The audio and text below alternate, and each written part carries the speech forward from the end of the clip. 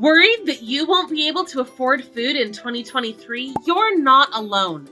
I've heard from hundreds upon hundreds of people who are concerned about the exact same thing.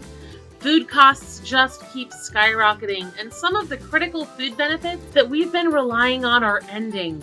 So it's natural to be worried about the future. The transition is not going to be fun, but let's talk about how you can keep your family fed during this difficult time. We found 7 options that can help you get food when you need it. First, you need to apply for SNAP if you haven't already. The Supplemental Nutrition Assistance Program, also called food stamps, provides you with a monthly grant on an EBT card that can be used to purchase food.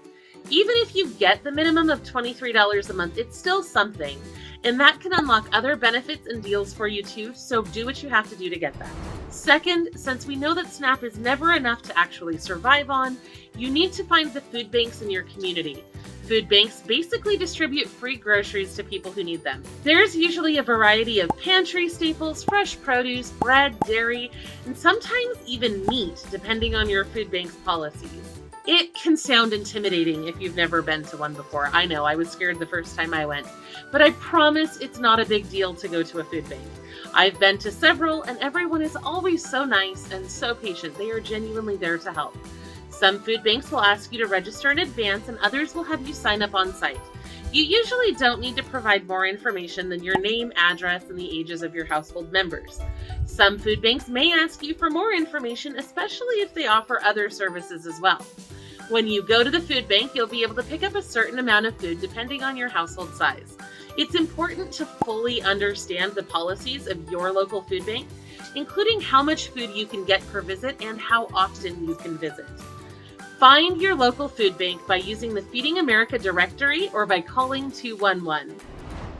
Third, soup kitchens and congregate meal sites can help you stay fed.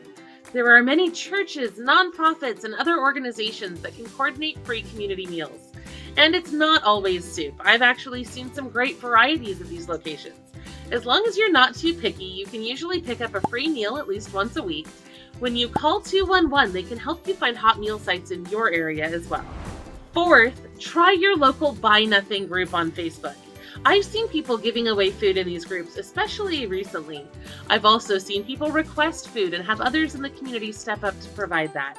This is not a long-term solution since many groups will block people who request food too often, but it can help you through a crisis, especially if you ask for staples like rice or ramen that can last for a long time. Along with this, you can look for a little free pantry in your area. These are usually little structures set up in neighborhoods or community sites where people can leave food that they don't need or can't use so that other people can pick it up. It's an easy way to swap with your neighbors and make sure that everyone has what they need. They can be hard to find though, so be sure to ask people in your neighborhood or community if they know where one might be located. I would recommend posting on Nextdoor or an app like that to see if you can find one in your area. Fifth, you may be able to get free food when you shop with Ibotta. This rewarded shopping app provides cash back on eligible purchases.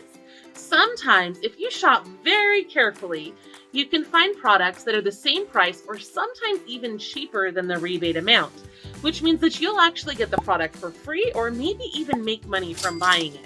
This is especially true if you shop at Dollar Tree and if you watch those new offers as they roll in every week. There are some downsides, obviously. You still have to pay for it up front, but you can get the cash back, which can help you buy other items later. It's also not a reliable solution because these deals aren't always available, but it is something that can help if you're pinching pennies. If you're interested in trying this, download Ibotta today using our affiliate link below. Sixth, shop at Salvage stores. This option certainly isn't free, but it can help your food budget go a lot farther. Salvage stores purchase food at a steep discount, usually pennies on the dollar, so they can sell it much cheaper than traditional grocery stores can. And the food is fine to eat. Usually it's just a product that was overstocked, discontinued, or seasonal, such as Christmas products that didn't sell before January. Sometimes the product will have a misprint or damage on the packaging. I've shopped at Salvage stores for over 10 years now, and I have never had a problem. It's a great way to help your food budget go farther. For example, one of my favorite finds recently was a specific brand name cereal that retails for about $3 to $5 at our local Walmart. grocery outlet was selling 3 boxes for $1, so I was able to get more than 9 boxes for the regular price of just 1. It was awesome and my kids were thrilled, so I highly recommend checking your local Salvage stores.